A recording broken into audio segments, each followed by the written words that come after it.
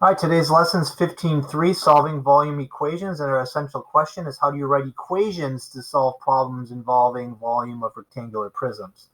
So today we have to go back to Edpuzzle because this is what I noticed again at the end of last week. So not a lot of good scores on Friday's lesson, which I thought was very fair and that you guys would do a lot better. And this is one of the major reasons why. So 15 of you watched the video, so maybe half if that's even that, if that's true, because some of you might have watched it more than once, so not even 30 views there.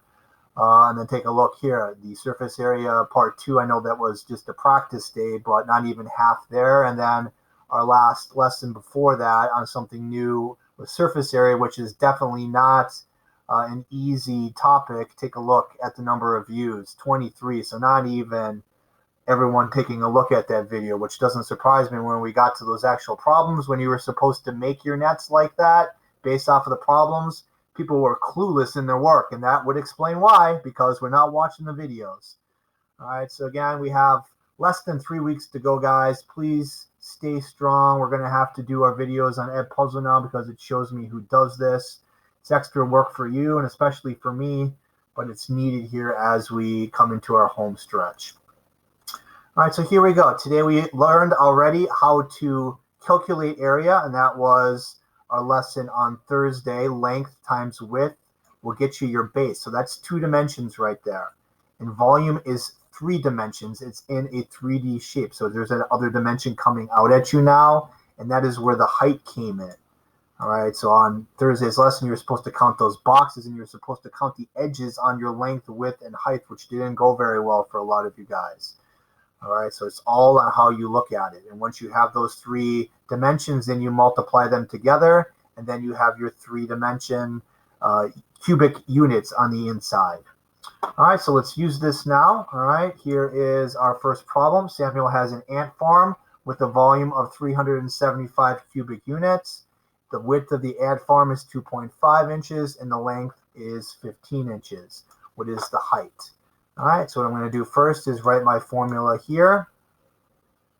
Length times width times height.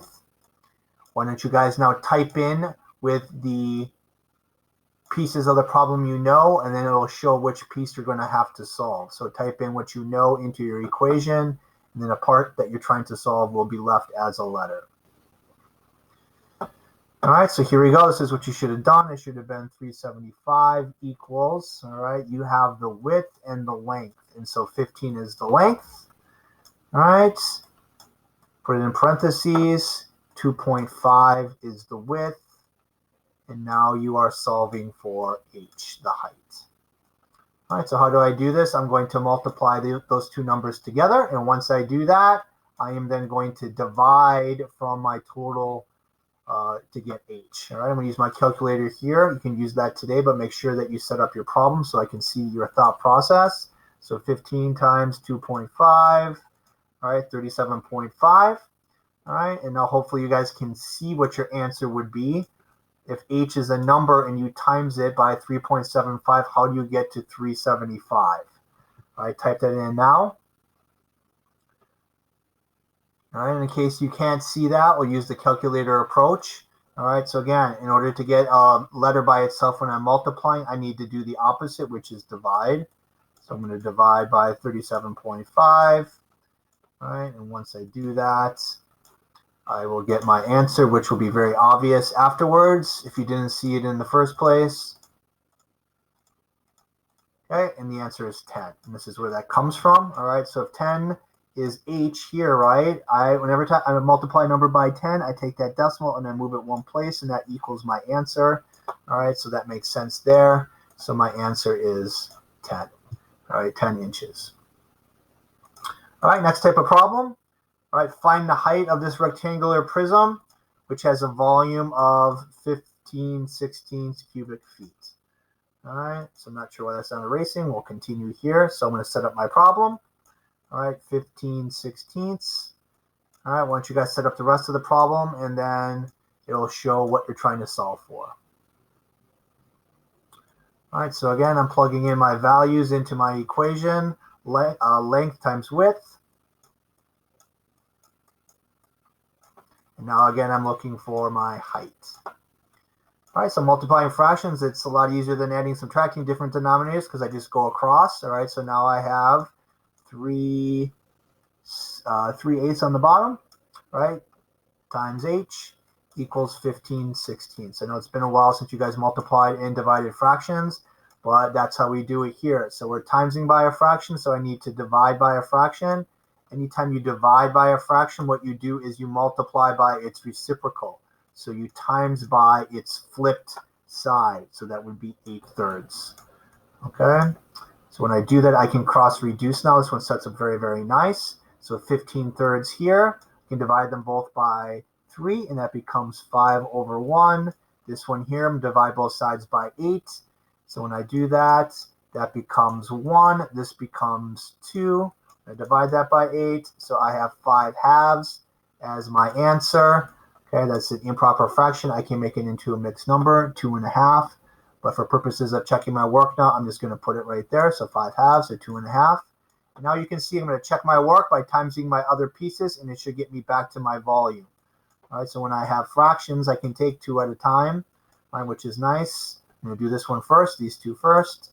So 5 times 1 on the top, 2 times 2 on the bottom, so 5/4.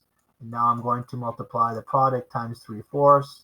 And once I do that, you will see top times top, 15, bottom times bottom, 16, and that is where I began. So I have the correct answer. The answer was 5/2 feet, 2.5 feet. All right, last type of problem here. We're going to look at this one. So bigger numbers when it comes to our solving. And I am given now my volume. And again, I want you guys to set up your equation to show me what you're going to solve for. You don't have to solve it, just show me how you would set up the equation. So again, volume equals length times width times height. All right, I know my volume. Now I'm going to plug in my numbers, okay? So depending on how you're looking at it, it's turned a little bit compared to our other ones. You can call that your length. You can call that your width if you want, all right? So it's going to be 16 W or L, depending on how you looked at it, and then you're going to have 18 there. All right, so you're going to solve for width or length, depending on how you labeled it. All right, so I'm going to multiply those two together. All right, so 16 times 18. All right, I'm going to use my calculator now. All right, I get 288. So now I get 288 W gets me to 6,336. So how do I get W by myself? I divide. All right, you do the opposite to get the letter by itself. All right, so once I do this, I will have my my width.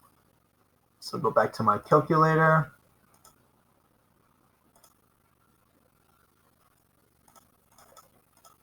Divided by 288, and the answer is 22.